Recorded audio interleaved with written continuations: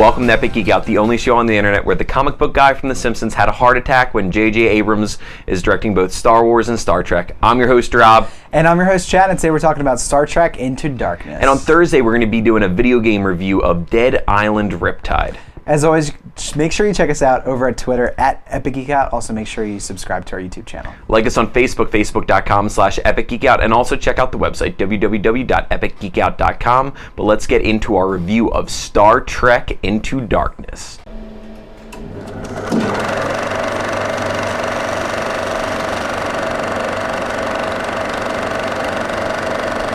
So Star Trek Into Darkness is the second outing from J.J. Abrams in the Star Trek franchise. Brings back the whole cast of the first one, Chris Pine, Zachary Quinto, introduces Benedict Cumberbatch of Sherlock fame into the movie, and it is the gang on another adventure. We're going to try to stay as spoiler-free as we can. Chad, what do you think of the movie? Yeah, I loved it. I'm a huge fan of the reboot Star Trek from J.J. Abrams. I really like that they were able to keep it in canon, sort of. I know it's going to probably piss a lot of Star Trek fans off, but they're able to explain the reason for a reboot. It's not just like a typical reboot where they just do it to do it. I like that he tried to stay true to it and kind of incorporate it into the original universe. This kind of expands on that even further, and really it was just a fun ride. I mean, he does character so well, and I'm really excited for Star Wars because if he can do sort of the same thing with that and make it focused on characters first, because these are such strong characters, and that's not and iconic characters too. Iconic. That's not to his. I mean, but he took characters that were iconic and was able to give them character, give them each their own kind of feel, and make you care about them through dialogue. Like every conversation that takes place serves a purpose, which I love, and do that through action and through comedy as well. So there's a good mix of all of those elements, and that's hard to do because it can sometimes come off as fake or pointless or just stupid. So I think that he does a really good job of combining all those elements to make a really great action film, a really great comedy, and a really great character piece. Because like the Avengers we talked about, like that was great comedy as well, and this is similar to that. It has that comedy feel. Characters are back, which I love. Awesome villain.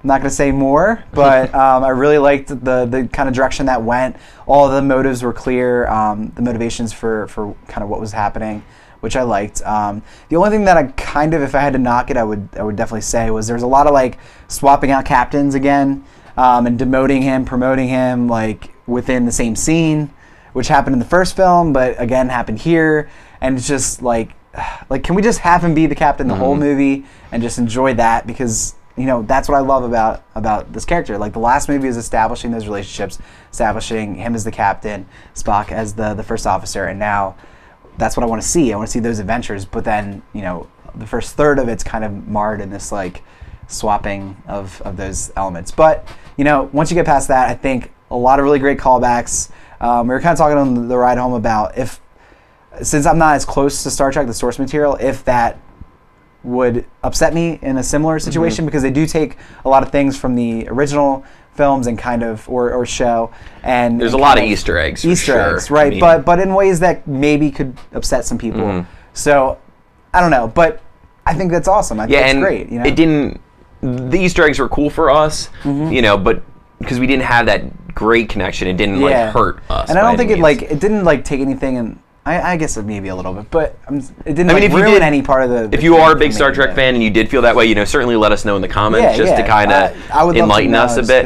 I love this Star Trek. I love Next Generation, but back in the 60s when I wasn't alive, I haven't seen a lot of that, so that's how I feel. Yeah, so I'll start off my review with saying a lot less lens flares in this outing, which I think is a plus. But I only named 3 actors at the top. There's Simon Pegg in it, Carl Urban, Zoe Saldana. It's a great cast, and I think just the direction is really what makes this movie great. You go to see a movie, you might have like a gripe with different casting choices. But in this movie, I love every single person cast as the person that they're meant to play. They fit so well in the roles. They're so likable, and you root for each of these characters. I think in this movie, each character had their moment where they showed their importance to the Enterprise. Yes, it's the captain is Kirk, but everyone else has a purpose to be there, and they showed it in this movie. And it really was a movie about a team of great actors playing iconic roles and doing it justice. And that is what I think the real success of this movie is I do think that it gives the original series justice. It's a fun time. There's some great action scenes. There's all the tense moments are somewhat broken up by these little comedic moments. And it's not a joke per se, but it's an odd look given to another member of the Enterprise, or things like that. And Simon Pegg was great in it, I thought.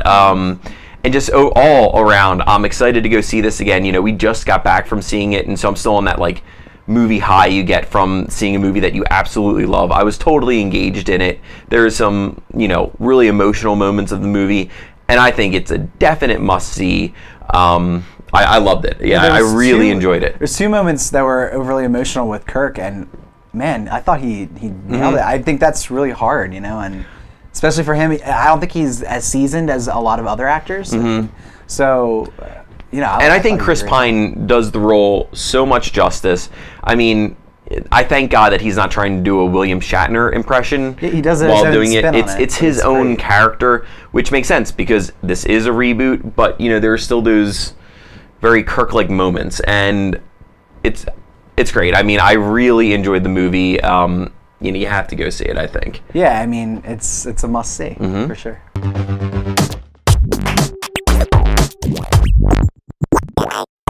It's that time of the episode where we like to give our thanks. Chad, what are you thankful for today? I got another iPhone game for you. It's called Fall Down 2.